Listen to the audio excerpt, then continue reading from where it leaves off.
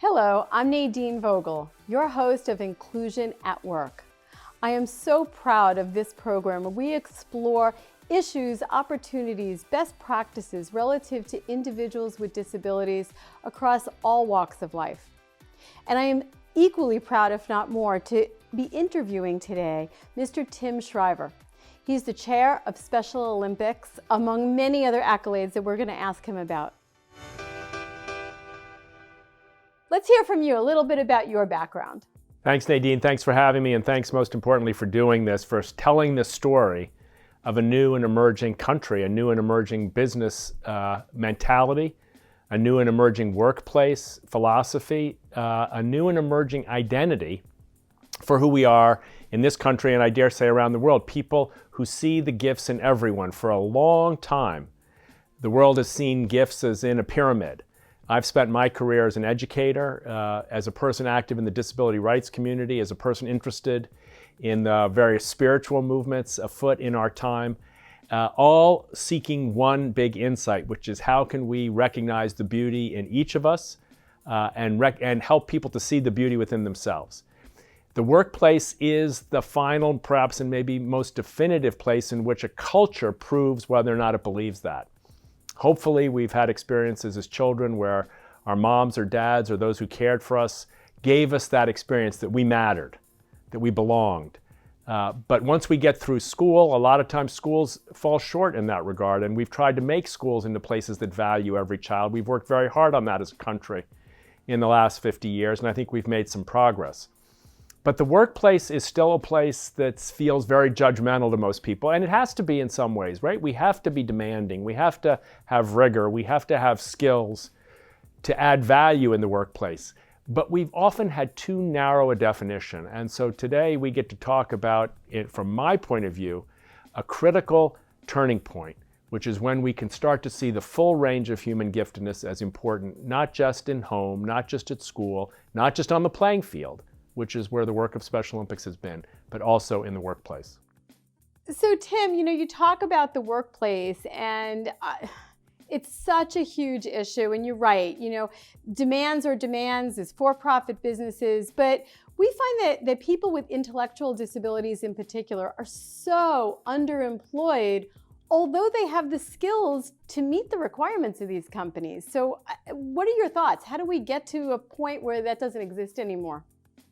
Well, I heard years ago the great innovator Muhammad Yunus say that when we hear old stories, it's history talking.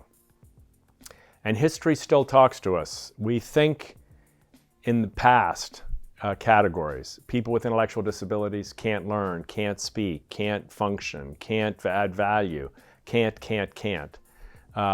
We think still in the context of exclusion, segregation, separation, even institutionalization. Those are old categories. Those are actually not the truth. I'm going to put this in harsh language. Those are lies. Those are lies we've told each other. Unfortunately, many of us grew up believing them. But they're lies. The people with intellectual challenges have enormous gifts, have enormous capacities to contribute, have different gifts. I grant you that, and so there's not. This is not about everybody being the same, but it is about recognizing that in the present moment, we know most of our young people who are entering into HR departments were educated in schools where there were kids with special needs right alongside them. They know they added value. They know they played on the Special Olympics team. They know they were in the lunchroom. They know they saw them in the school clubs and cafeterias and this kind of thing. So they know. We just got to get history to stop carrying the narrative and let our understanding of one another actually penetrate through those old lies so we can see the truth about the gifts of this population. We don't need a big charitable or a big bending of the rules of productivity or a big collapse of our competitiveness. Quite the contrary, people with intellectual disabilities over and over again, study after study, increase productivity, increase employee retention, increase the climate on the job, increase relationships, all these things. So this is a smart hire, not just a good hire. Absolutely. And it's interesting what you said about the narrative. We find that many companies today, and I'm sure you're familiar, are delivering unconscious bias training. And the premise with that is that people are taking actions, whether it's against people with disabilities or others, and not realizing they're doing it. And my belief is that people need to own their biases. They need to believe that they have them. Doesn't mean they're trying to be mean, but maybe how they grew up or experiences they've had. And I'm trying to figure out how we change that narrative. I think unconscious bias kind of feeds into it. Do you have any thoughts on that? Well, I think unconscious bias is part of the human condition, for better or for worse. It's something we all carry, and we carry it around almost everything. We certainly carry it in this country in particular around race, and it has resulted in enormous oppression and injustice. I'm sure we've carried it around many, many other categories, and we've seen the changes in these things around the role of women, around sexual orientation, around political party. I mean, I grew up in a political party where I carried a lot of conscious and unconscious bias against people. Now, you could say this is not the biggest deal in the world, against Republicans, but go figure. But it's a big issue, actually, and our country is hemorrhaging fear and anger, in part because of that bias. It's not anywhere near as severe as what has afflicted people with intellectual and developmental disabilities, but it's a serious problem. So, we're at a time when people are both looking for the truth, to try to get closer to the truth, but it's also scary to face the truth. Another favorite quote of mine is, that the scripture tells us the truth shall set you free, but I think it was Gloria Steinem who said, first it'll kick your rear end. So the truth is sometimes hard for each of us, and it requires a certain safety and a certain sense of trust that we can ask hard questions, and we can share old biases, and we can own weaknesses and vulnerabilities and mistakes and even harm we've caused, knowing that if we own it, we can move beyond it. So it's important around intellectual and developmental disability that people feel comfortable asking questions. If a person speaks differently, ask a question. How do you listen? How do you understand? What would you like me to say? If I can't express myself, or if I don't understand you, how should I respond? If you walk differently, is there a challenge? How does that affect you? These are all ways of letting the bias, if you will, out and making it safe to transcend it. So deep conversations, good listening. I mean, I like to think, Nadine, that right now the most important skill in our country that we all need is to listen deeply to one another. It's not the same as solving a problem, but sometimes the first step is to understand another person's point of view. So when we stop and listen deeply to our brothers and sisters with intellectual disabilities, we'll hear painful stories of exclusion, labeling, bullying, loneliness, and we'll hear resilience, we'll hear joy, we'll hear openness, we'll hear and see relational trust, and we'll see, oh my goodness, if only I'd known I would have hired you 5 years earlier. That's the response we love to see. As we started talking, Tim, about changing the narrative, and specifically people saying, oh my gosh, I wish I would have known this before, I would have hired you, years ago. We're starting to see beginnings of that as it relates to neurodiversity. We see companies like Intuit hiring engineers who are on the spectrum, as an example. What are your thoughts around that? Well, I think neurodiversity is a good construct for people who get their head around it. I had maybe a simpler, to me, a simpler way of putting it, which is instead of the concept of disability, let's talk about diff-ability. The prefix matters. If we start out with the assumption of limitation, dis, we're already setting ourselves up to have to overcome the bias. We're actually reinforcing the bias. Now, of course, in my field, we talk about intellectual disability. I like to talk about intellectual diffability, because it's clear that people with Down syndrome or people with autism you referenced have different abilities than their normatively developing peers. But the truth is we all have different abilities. The idea that intelligence was a single construct, I mean, in 100 years, people will look back and say, oh my God, look at all the mistakes they made. They thought intelligence was a single construct. They didn't even understand that there was artistic intelligence and spatial intelligence and emotional intelligence and social intelligence and 100,000 other forms of intelligence. Honestly, we're just beginning to understand how to measure and define the range of human gifts.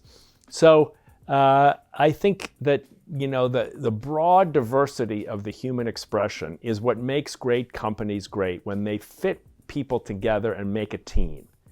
And that's what we've come to believe happens in the Special Olympics movement. People learn this singular employment-centric skill, which is how to be a participant on a team. Sometimes on a team you play defense, sometimes offense. Sometimes you lead, sometimes you follow. Sometimes you support someone else, sometimes you do your own thing. Those skills are at a premium in the workplace. The capacity to modify, adapt, to be flexible, to know when to move forward. These are all components of what people learn in the Special Olympics movement. Playing soccer, ironically, it doesn't look like job training, but it is job training. As it turns out, we've noticed this, that people who have participated in a Special Olympics program for multiple years are much more likely to be employed later. We don't ever talk about jobs. We don't ever have a job fair. Maybe we should. We don't ever prepare people to take tests for employment. But people that learn how to be on a team are better, or more likely, I should say, to end up on a team at work. So these are unconventional ways of preparing for the workplace that we believe we're starting to see manifest for people on the spectrum, as you point out, but for people with lots of other variations of difference. And it is in that I think the sweet spot is. We all find we want to get into a place where we're like everybody else. Our comfort zone. See this on social media. What social media do you follow? Social media that agrees with you. What kinds of groups are you in? Groups that are like me, right? So there's a natural human tendency to want to gravitate toward people who are just like you. It's not good for business. It's not good for business. Yeah, diversity of thought, right? They're missing that whole experience. Well, they're missing ideas. I mean, what's the central feature of business is finding value. So if everybody's trying to find value in the same place, you're going to miss value somewhere else. And we see this over and over again in the creative businesses, in the entrepreneurial businesses and startups. They're always looking for someone who sees value or others didn't see it. You have to have multiple lenses to do that. And that's where our folks come in. They can often identify, boom, there's value here, and you all of a sudden, oh my goodness, I hadn't thought of it that way. Thank goodness you brought that up. Let's try it. We're seeing quite a lot of movement in corporate leadership around this issue of hiring. We've had companies come to the Special Olympics movement looking to sponsor, looking for volunteer engagement, but they leave after a little bit of exposure to the movement, hiring people with intellectual disabilities, hiring Special Olympics athletes. United Airlines has done this, greeters, support personnel, people who are working in frontline customer relations work, people working at headquarters. We've seen this with our longtime allies at Coca-Cola, but you're seeing it across many, many, many companies where little baby steps are producing big gains quickly. And there's nothing in corporate America like somebody getting a competitive advantage. And that's the way I would characterize hiring persons with intellectual differences. Competitive advantage. It's not about corporate social obligation and responsibility. I like to think it's about corporate social opportunity and value creation. Big flip that can produce, we believe, significant change in the future. Better to get on the bandwagon early if you're in the HR department, because you don't want your CEO telling you, how do we miss the boat? Well, Tim, it sounds to me like you and everyone at Special Olympics has really made this lifelong commitment to build skills, eliminate barriers, and really shift attitudes towards people with all disabilities, but especially so with intellectual disabilities. And I can't think of anything more important than that. So I thank you so much for taking the time to speak with us today. I am sure there will be lots of questions that come in, and I will be sure to forward them to you, because what you're doing is amazing, and so is Special Olympics. And I encourage anyone who doesn't know about Special Olympics to learn more, to get involved, whether it's for your own child, a child that you know, you want to become a volunteer. It's that important. Today I am with Daniel Smirkowski, who is a Sergeant Shriver International Global Messenger. He is a Special Olympics athlete in 2 sports, basketball and swimming, a graduate of Roosevelt University in journalism, a Matthew Freeman Award winner, an employee at United Airlines, and he's also a podcaster. Some of you might know him as Dan the Podcast Man. He has done 12 years of podcasts, over 400 episodes, called Special Chronicles. Now, Daniel, first question is, why do you go live on your podcast? I heard a airline pilot use the R word, the word we touted on another podcast. And he had started listening to my story on my podcast and the stories of my friends, my fellow Special Olympics athletes. And when he heard my story and my friends, he had his perspective changed. And it was really that lack of understanding from the mainstream audience in other podcasts that really was the reason of why I went live 12 years ago, and is why I continue to go live with my podcasts every week 12 years later. What's the story that you're trying to tell?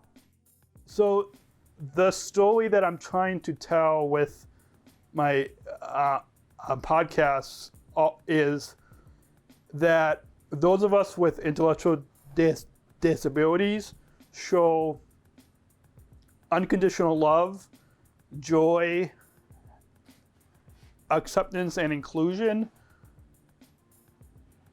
in everything that we do. And that from the sports training that we compete in Special Olympics, all athlete leadership skills go beyond sport. And the story that I'm trying to tell through all these podcasts is about the accomplishments of what I and others like me with intellectual disabilities and all different types of disabilities, people like yourself and so many in our community, the accomplishments of what we're able to do. Because our disability community, as you know, we're the largest minority group, but we're often the least seen.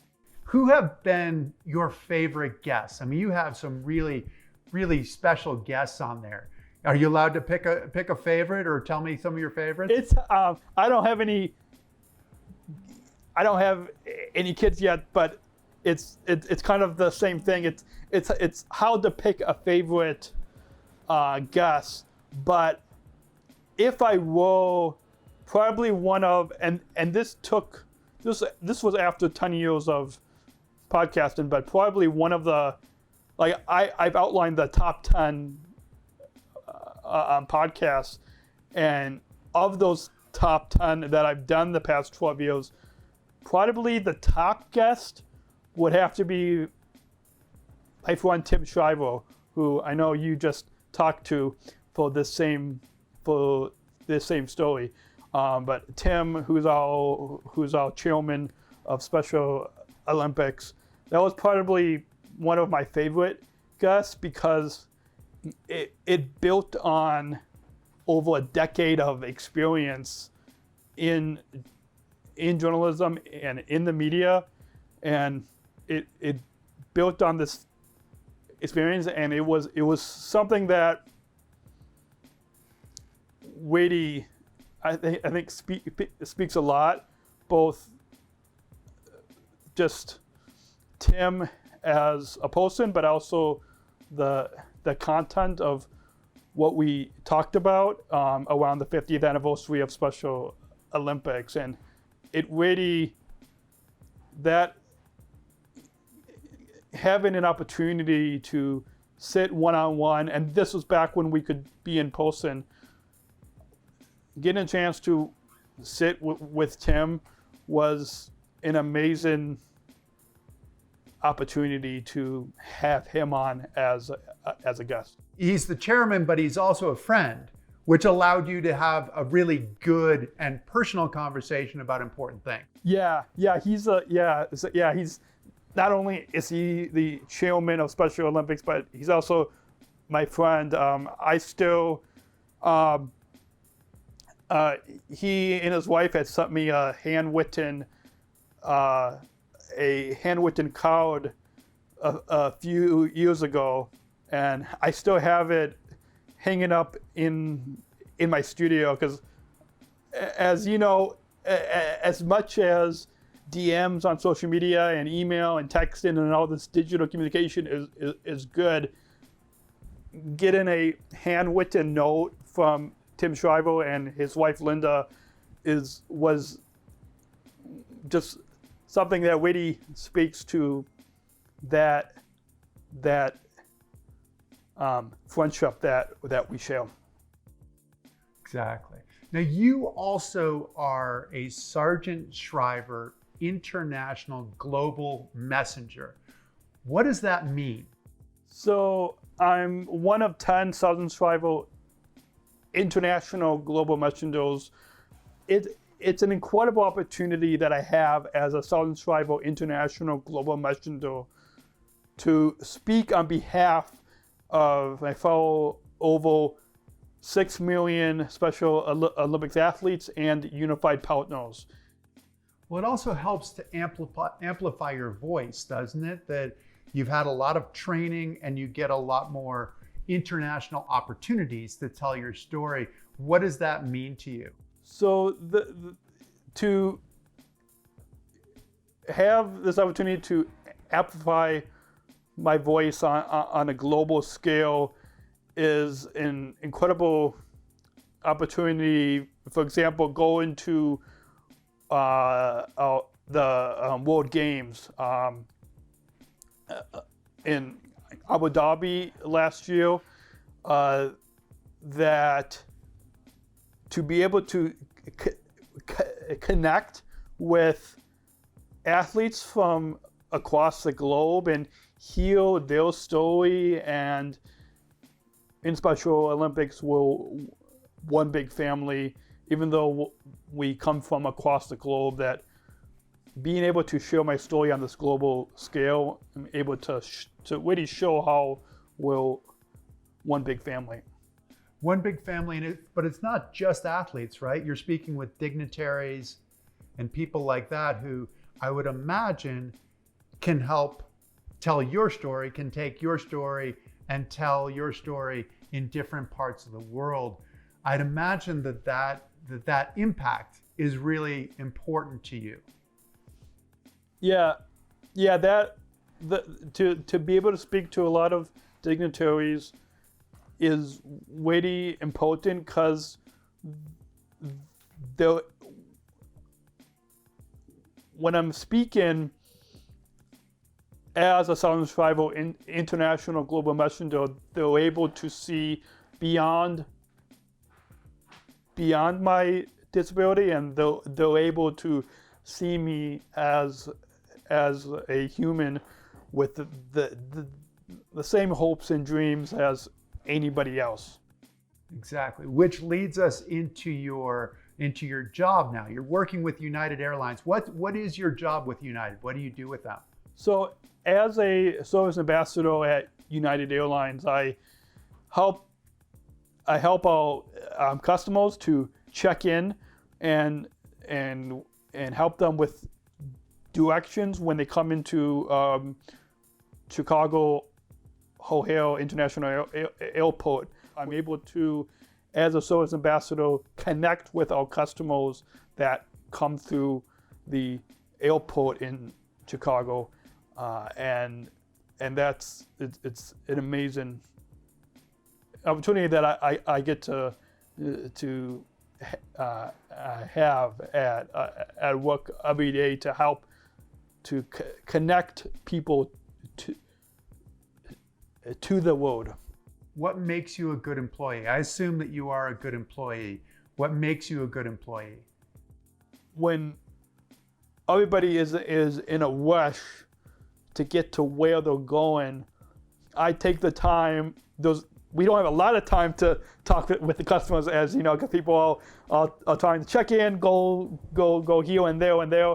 But I take even that few seconds that I have, few quick minutes that I have to connect with the customer. We are all individual people, all bringing a unique story, but also probably all sharing a lot in common as well. Do you feel like you've nailed it on any of your podcasts where you've gotten exactly the story out there that you want, or is this the thing that keeps you coming back to think, oh, I think I can do it better? There's always another angle of the story that I can tell. And so that's what keeps me coming back, podcast after podcast, story after story. I assure you, it's the same thing for everybody. You're not alone in that, but it's great that you are out there helping people to tell their story and giving them a venue to broadcast it as well. I realize that you are used to being on the other end of this. So you're used to being the one asking the questions instead of answering the questions. So thank you for joining us, and it's going to be really exciting. People can check you out on Special Chronicles. They can go check out your podcast, and also at O'Hare Airport, if they're checking into United Airlines, you might be the smiling face that is taking some of the pressure and some of the anxiety out of getting on that next plane. So Daniel, thank you so much for joining us, and thank you for doing everything you're doing. Thank you, Chris, for having me. It's a incredible honor to talk with you on behalf of the over 6 million fellow Special Olympics athletes and unified partners across the globe. Perfect. Thank you very much.